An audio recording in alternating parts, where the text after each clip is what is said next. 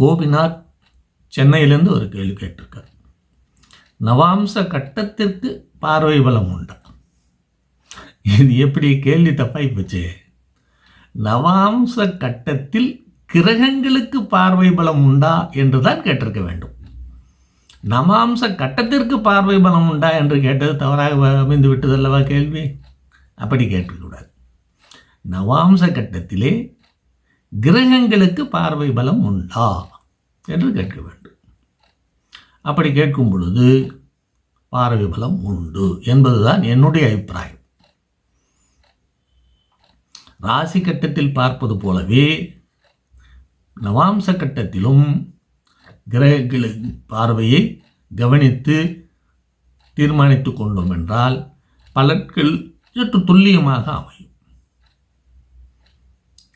எந்த திசாநாதனுக்கு உரிய பலன்களை நாம் எடுத்தோம் என்றாலும் அல்லது எந்த பாவாதிபதியினுடைய பாவகத்துக்குரிய பலன்களை எடுத்துக்கொள்ள விரும்பினாலும் அந்த பாவாதிபதிக்கோ அந்த திசாநாதனுக்கோ நவாம்சத்தில் என்ன நிலை, அவர் எப்படி இருக்கின்றார், அவருடைய சாரம் என்ன, அவரை பார்ப்பவர் என்ன, அவரோடு சேர்ந்திருப்பவர் என்ன, இதையெல்லாம் கவனித்து கொண்டால்தான் சரியான பலனை நிர்ணயம் செய்ய முடியும். ஆகவே நவாம்ச கட்டத்தில் உள்ள கிரகங்களுக்கும் பார்வை உண்டு என்பது என்னுடைய அபிப்பிராயம். இல்லை என்று மறுப்பவர்கள் மறுக்கலாம், அது அவர்களுடைய அபிப்பிராயம். இது என்னுடைய அபிப்பிராயம். என்னுடைய அபிப்பிராயத்தை நான் வற்புறுத்தவோ கட்டாயப்படுத்தவோ விரும்புவதில்லை. கருத்தை சொல்வேன். ஏற்றுக்கொள்வதும் ஏற்றுக்கொள்ளாததும் அவரவர்களுடைய சொந்த விருப்பம். அதற்காக நான் சொல்வது மட்டும்தான் சரி என்று நான் உறுதியாக கூறுவதற்கு நான் தயாராக இல்லை. என் அபிப்பிராயத்தை, என் கருத்தை உங்களுக்கு சொல்லுகின்றேன். அந்த கருத்து சரியாக இருக்கும் பட்சத்தில், சரியாக இருக்கின்றது என்று நீங்கள் கருதும் பட்சத்தில் அதை ஏற்றுக்கொண்டு செயல்படலாம். இல்லை, இந்த கருத்து சரியில்லை என்றால் இதை விட்டு விடலாம், ஒதுக்கி விடலாம், அவ்வளவுதான்.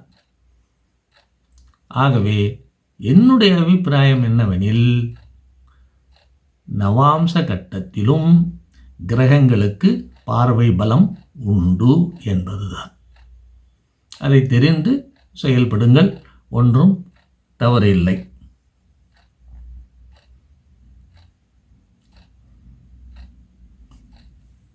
இன்னொரு கேள்வியை இதிலேயே சேர்த்து விடுகின்றேன். ஏனென்றால் சின்ன பதிவாக இருப்பதனால் இன்னொரு கேள்வியையும் இதிலேயே இணைத்து விடுகின்றேன். சூரியகுமார், ஊர் பெயர் இல்லை, ஊர் பெயரே இல்லை, ஆனால் கீழே போட்டிருக்கிறார் ஸ்ரீதர் பொள்ளாச்சி. எஸ், ஸ்ரீதர் பொள்ளாச்சி என்பவர் கேட்டிருக்கின்றார் ஒரு கேள்வியை. ஆண் பெண் ஜாதகம் இரண்டிலும் ஆயுள் நன்றாக இருக்கும்போது ரச்சு பொருத்தம் இல்லை என்று தட்டி கழிப்பது சரியாகுமா என்று கேட்கிறார்.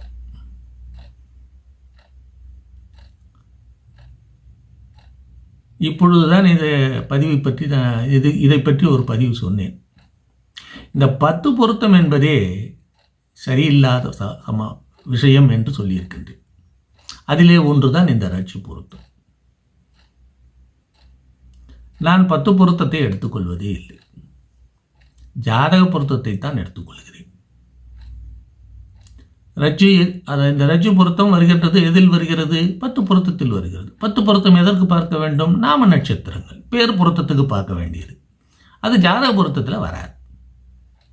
அது ஜாதக பொருத்தத்துக்கு கொண்டு வர வேண்டிய அவசியம் இல்லை. 10 பொருத்தம் வேற, ஜாதக பொருத்தம் வேற. இந்த 10 பொருத்தத்தில் தோஷங்கள் விவரங்கள்லாம் வருமா? சிவாதோஷ விவரம் வருமா? நாகதோஷ விவரம் வருமா? கலத்திர தோஷ விவரம் வருமா? மாங்கல்ய தோஷ விவரம் வருமா? எதுவுமே வராது. ஆனால் இந்த 10 பொருத்தத்துக்கு முக்கியத்துவம் கொடுக்குறவங்க தான் அதிகம். அதில் ரச்சு பொருத்தம் வரலன்னா தள்ளிடு. ஏன் ரச்சு பொருத்தம் வரலன்னா என்ன? இந்த பொண்ணு ஜாதகத்தை பாரு, இந்த பையன் ஜாதகத்தை பாரு, 8ஆம் இடத்தை பாரு, அவன் ஜாதகத்தில் 8ஆம் இடத்தை பாரு, இவன் ஜாதகத்தில் 8ஆம் இடத்தை பாரு. 2 பேருடைய ஜாதகத்தில் 8ஆம் இடத்தை பார்த்தா மங்கல்ய பலத்தை பற்றி தெரிஞ்சுக்கிறோம். ரச்சு என்பது மங்கல்யத்தை பற்றி குறிப்பிடுறது தானே. அப்போ அந்த 8ஆம் இடத்தை பாரு, நல்லா பாரு, தெளிவாக பாரு. 8ஆம் இடத்த அதிபதி எப்படி இருக்கார்? அது ஆயுள் பலம், ஆயுள் ஸ்தானமும் கூட, மங்கல்ய ஸ்தானமும் கூட. ஆகவே 8ஆம் இடத்தை பார்த்து தீர்மானம் பண்ணு. ரஜு பொருத்தம் இல்லைங்கிறதுக்காக தள்ளிடுறது யார் தள்ளிடுறாங்க? இந்த பருத்த பொருத்தத்தை மட்டும் பார்க்குறவங்க தள்ளிடுறாங்க. இதை ஏற்றுக்கிறவங்களும் ஏற்றுக்கிறாங்க. ஆனால் ஜாதக ரீதியாக பார்க்கும் பொழுது இந்த 10 பொருத்தம் செல்லுபடி ஆவதில்லை. நன்கு கற்றறிந்த ஜோதிடர்களாக இருப்பவர்கள் இந்த 10 பொருத்தத்துக்கு முக்கியத்துவம் தருவதே இல்லை. ஜாதக பொருத்தத்துக்கு தான் முக்கியத்துவம் தர்றாங்க. ஆகையினால இந்த ரச்சு இல்லைங்கிறதுக்காக தள்ளிடுறது என்பது சரியான விஷயம் அல்ல. அப்படி செய்யவும் கூடாது.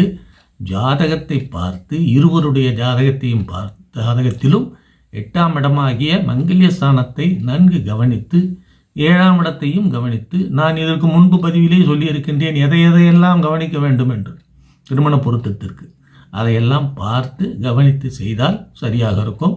ஆகவே ரஜ்ஜு பொருத்தம் வரவில்லை என்பதற்காக தள்ளிவிடுவது என்பது சரியான வழிமுறை அல்ல என்பதை தெரிந்து கொள்ளுங்கள். நன்றி, வணக்கம்.